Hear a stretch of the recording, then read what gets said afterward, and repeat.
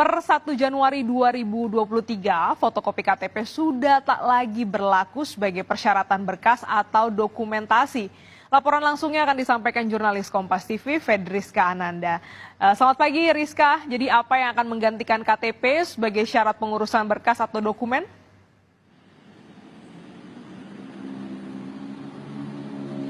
Nah, inilah yang saat ini masih di tengah dimatangkan ataupun dirampungkan oleh pemerintah, Glenis, di mana ini akan nanti ada kartu identitas digital. Kartu identitas digital ini sedikit berbeda dengan elektronik KTP yang selama ini kita miliki, di mana kalau misalkan kita menggunakan elektronik KTP ini harus memfotokopi begitu ya ketika harus mengurus dokumen-dokumen administratif lainnya.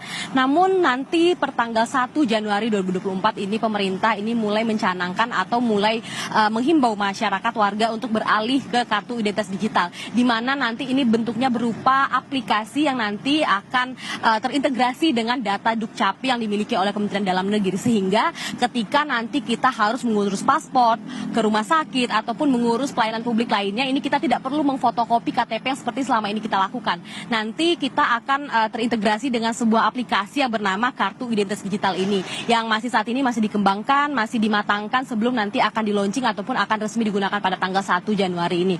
Nah, bagaimana nanti bentuk dari kartu identitas digital ini? Apakah nanti akan menggantikan sepenuhnya eKTP? Ini tentu tidak, karena memang sifatnya hanya melengkapi dari kartu KTP elektronik yang kita miliki saat ini, di mana nanti aplikasi ini akan berupa barcode begitu ya.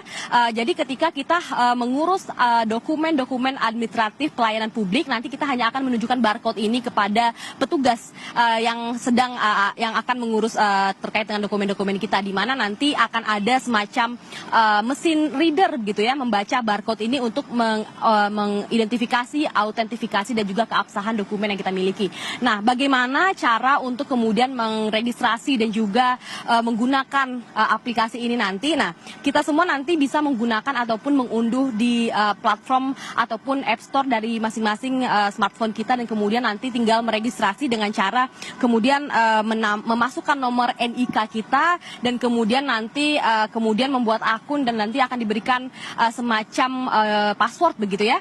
Nanti kemudian nanti akan berupa barcode yang kemudian akan kita tunjukkan kepada para petugas. Jadi memang kemudian kita beralih ke digital, tidak harus memfotokopi KTP seperti yang selama ini kita lakukan, tidak perlu mengantri. Jadi dengan menggunakan kartu identitas digital ini, semua data dokumen kita ini akan terintegrasi dalam satu aplikasi ini, dan kemudian tentu ketika memasuki masa-masa ataupun transformasi digital ini, kita juga tentu harus berhati-hati, tidak memberikan password sembarangan, dan juga terkait dengan keamanan cyber yang juga harus dijamin oleh pemerintah. Glenis.